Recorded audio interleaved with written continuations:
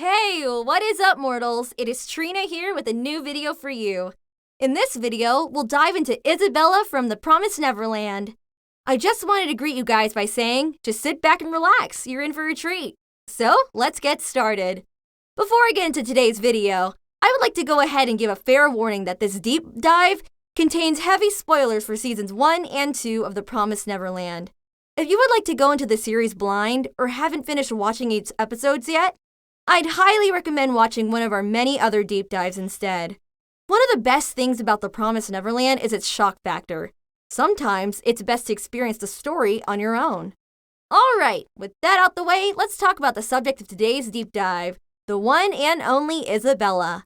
Introduced in episode 1 of The Promised Neverland, Isabella is the primary antagonist of the first season, although you'd never be able to tell it from her looks. With neat, dark brown hair pulled tidily back into a bun and a dress blouse apron combo, everything about Isabella screams motherly. Her dark purple eyes, though tired, are kind. Her frame is tall and light.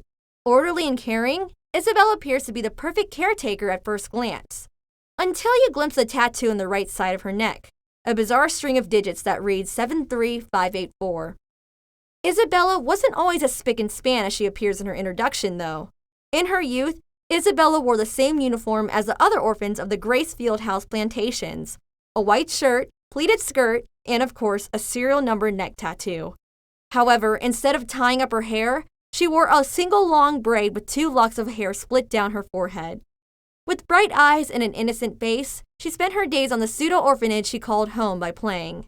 A free-spirited, happy child, Isabella was outgoing and optimistic, as were most orphans on the farm. Isabella befriended a crimson-haired boy named Leslie during her childhood, an introverted child with a flair for music. He often played his instrument of choice, the mandolin, in the courtyard of the plantation.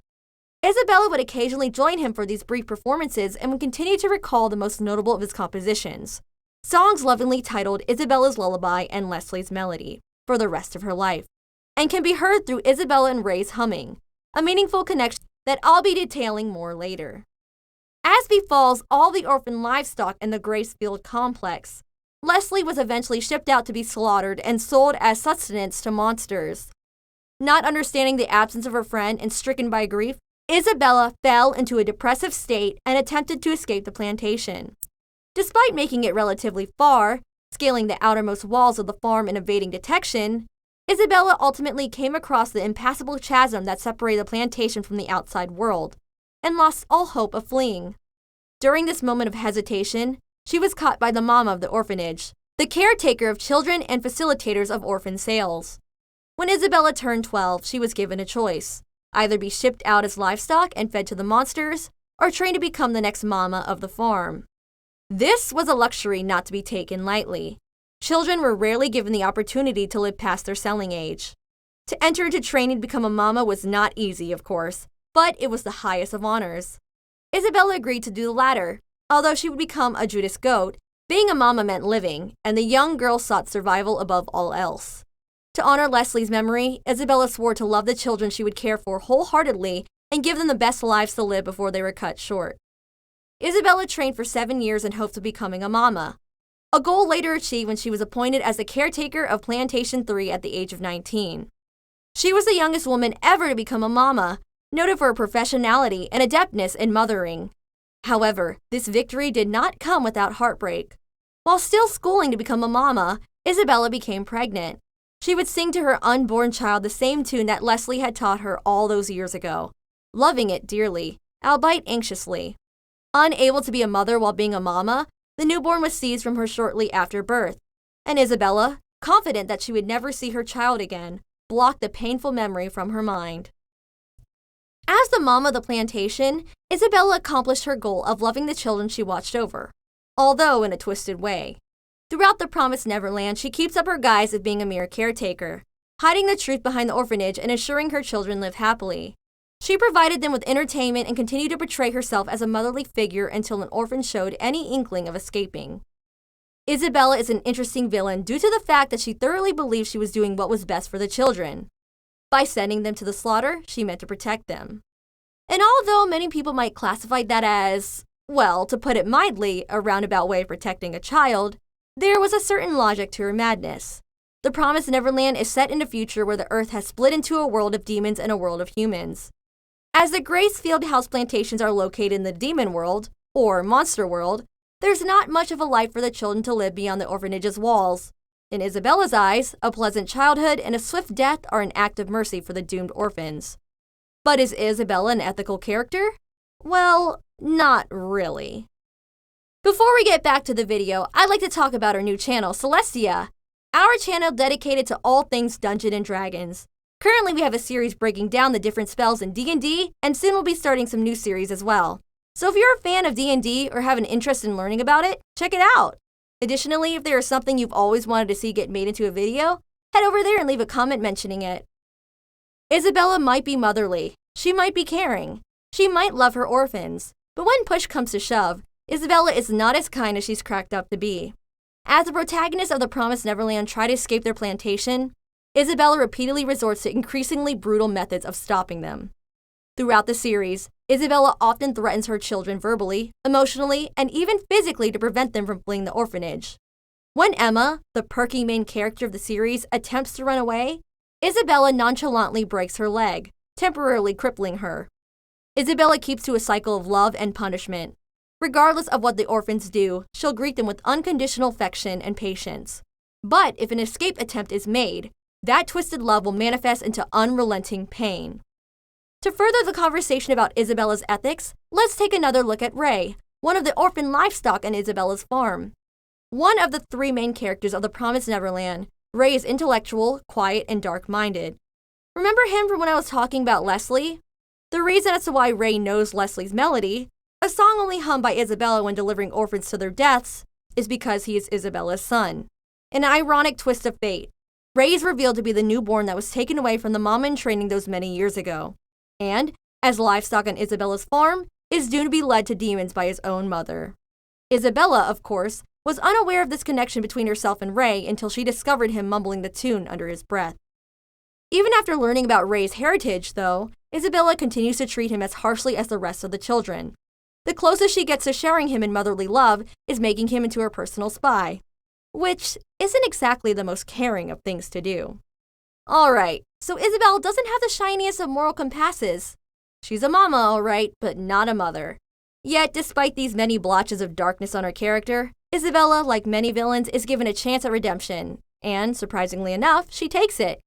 Unfortunately, Isabella becomes increasingly vile when ramping up to the finale of Season 1's jailbreak arc. She resorts to uncouth methods of keeping her orphans within the farm's boundaries, even having a sister, or mom in training, be brought into the orphanage as an extra pair of eyes. But once the children ascend the outermost orphanage walls and complete their escape route, Isabella gives up. Instead of calling in backup or escalating the situation, Isabella steps aside, genuinely wishes the children well, and allows them to escape. In fact, she even offers to cover for the orphans against the owners of the Gracefield house complex while they run away. Isabella was a ruthless caretaker, extreme, detached, and cold. But at the end of the day, she ultimately made up for it, and finally expressed her immense love for her children in a wholesome way.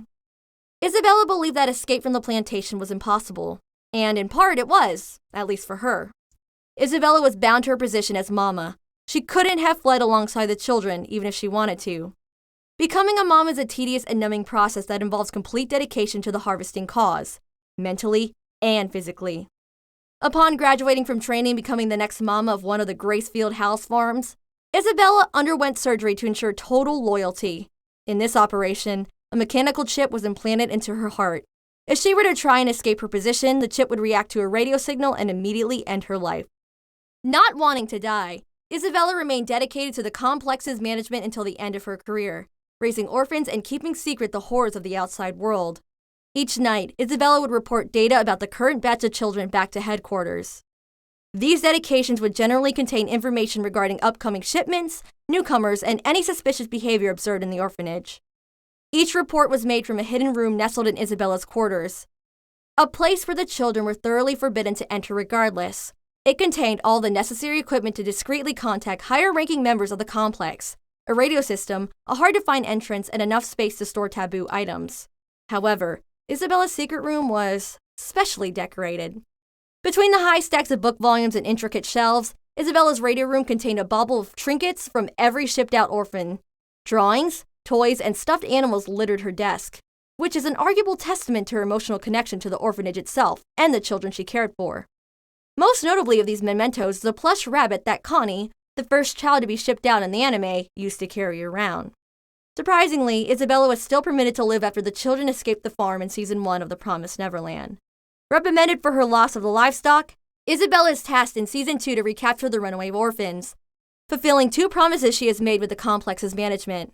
This signified a major change between the manga and the anime, ultimately steering a great deal of backlash from the series' fans. In the original comics, Isabelle disappears for a long time after the jailbreak arc, and when I say a long time, I mean a long, long while. She's not just absent for an arc or two. She's not just absent for a couple of books. We're talking 100 consecutive chapters without even a whisper of Isabella. When you compare that to Isabella's immediate resurfacing in only the 4th episode of Season 2, you can begin to see why fans of The Promised Neverland were upset. Audiences who were already familiar with the story and timeline of the manga did not care for the reintroduction of Isabella so early into the 2nd season. However, some defended the change in pacing as a way for Isabella to get more involved, especially considering her popularity among fans, and though the tweak was, if anything, refreshing. It is still debated whether this was a smart move on the part of the writers, as it meant a massive twist in the anime's natural flow. Regardless of Season 2's controversy, Isabella remains a prominent character in the eyes of the show's fans. She is a complex villain and escapes the classic black and white pitfalls of showing evil that many animes fall into. Chilling to viewers and intriguing to hear, Isabella fosters a dark story that perhaps will never entirely be told. Thank you all for indulging yourselves in all this information thus far. I hope you enjoyed it. Now there are a few more things that I'd like to go over before the video ends. Firstly, if you're in the mood for some great storytelling, We the Celestials has got you covered. Our We the Celestials, My Hero Academia, and Naruto What If channels retell the story of their namesake anime with a twist. Check it out if you're interested. Secondly, on behalf of We the Celestials, I'd like to thank everyone involved in the production of today's awesome content. Their details can be found in the description below. Lastly, if you're interested in what we do here at We the Celestials, then I'd like to extend you an invitation to join the team. The only caveat being that we only accept members from 16 years and up to join our crew. You can sign up for whichever category fulfills your interest by joining the recruitment Discord using the link in the description below. We're always looking for members to join us. And if you want more content from me, check out my Twitch, Twitter, and other social medias at Trina Do Heart. Well, that's it from us for today's videos. So thank you all for watching and have a great day.